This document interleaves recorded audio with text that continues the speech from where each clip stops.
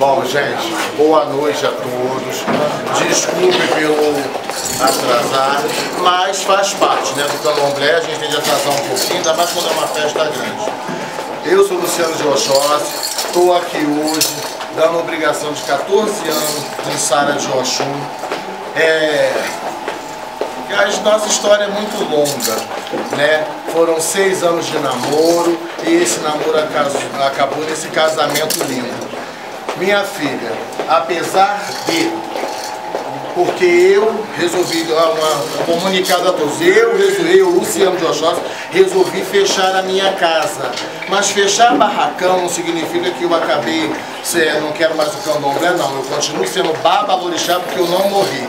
Eu estou bem vivo. Eu tenho o orixá, continua na minha casa, tem meus filhos, os que não quiseram seguir caminho, entendeu? Então eu estou lá e continuo louvando o orixá, de pé no chão, como todos estão vendo, para o orixá, porque eu deixei de louvar as pessoas, passei a louvar o orixá.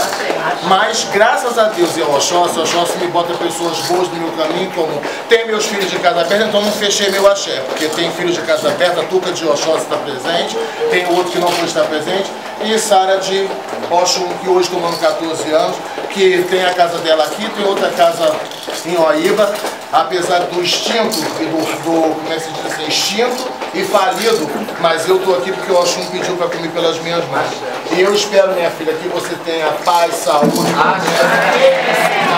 que Deus também sejam abertos e que as minhas mãos estejam sempre aqui para poder estar dando de comer ao Oxum, estar louvando a sua cabeça, estar rezando a sua cabeça e estar aqui, ó, apresentando junto com você esse candomblé maravilhoso e com pessoas maravilhosas que vieram me prestigiar. Viu, minha filha? Prosperidade, vida com saúde, caminhos abertos.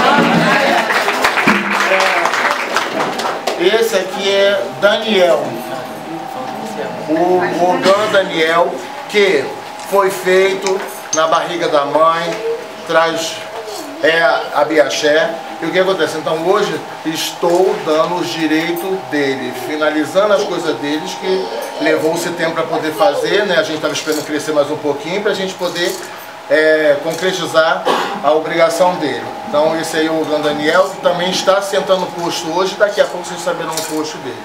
Viu? E estou confirmando para o Oxum, que é de Eduarda, que é de Iemanjá, e para o Oxum. Mãe, saúde, paz, progresso, felicidade, e tenha certeza, foi com grande alegria e amor no coração que estava aqui fazendo as coisas para a senhora, e espero estar sempre ao lado de sua zeladora para poder dar continuidade às suas obrigações todas. Que a senhora seja uma requete maravilhosa e também está tomando posto hoje, daqui a pouco todos vão saber o posto da requete. Viu? Muito obrigado.